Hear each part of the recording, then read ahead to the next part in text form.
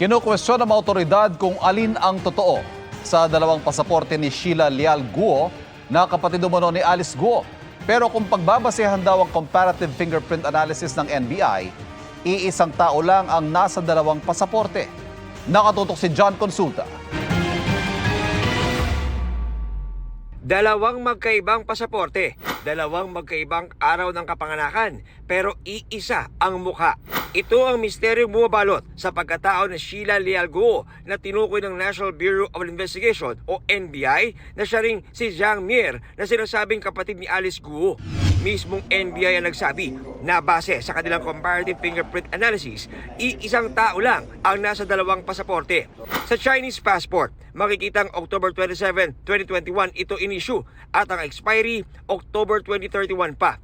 Chinese Embassy sa Maynila ang nag-release ng Chinese passport ni Sheila Guo sa pangalang Zhang Mir. Halos isang taon lang ang pagitan. In-issue naman noong June 2022 sa DFA Manila ang pasaporte ni Sheila Guo ng expiry June 2032. Kapansin-pansin na nakalagay na birthday sa Philippine passport ni Sheila Guo ay January 12, 1984, habang sa kanyang Chinese passport ay March 3, 1985. Ang tanong na lang ngayon, alin kaya sa dalawang ito ang totoo? Hanggang ngayon, wala pa rin nakikita ang Bureau of Immigration na record na nagamit ang passport na Zhang Mir sa pagpasok sa Pilipinas. Ang maliwanag, 2006 pa lang, meron ng passport si Zhang Mir na in-issue sa Fujian, China, base sa dokumento na akin nakuha mula sa isang source. Sa kinuwang fingerprints kay Sheila Guo, nakumpirma ng NBI ang kanyang lihim na pagkatao. Sabi nga po kahapon ni SOJ Boying Rimulya na it appears that yung kanilang passport ay fraudulently secured.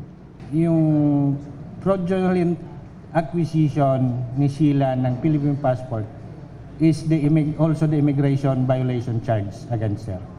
Ayon sa aming source, tikom daw sina Cassandra Ong at Sheila Guo kapag tinatanong kung paano sila umalis kasama si Alice. Pero tiniyak ng mga otoridad na gumugulong ang kanilang investigasyon.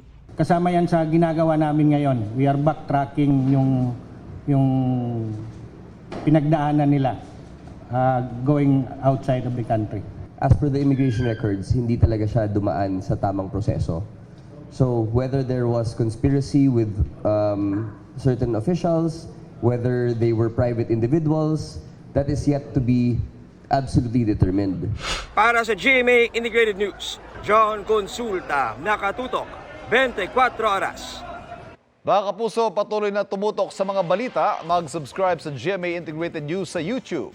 Sa mga kapuso abroad, samahan niyo kami sa GMA Pinoy TV at www.gmanews.tv.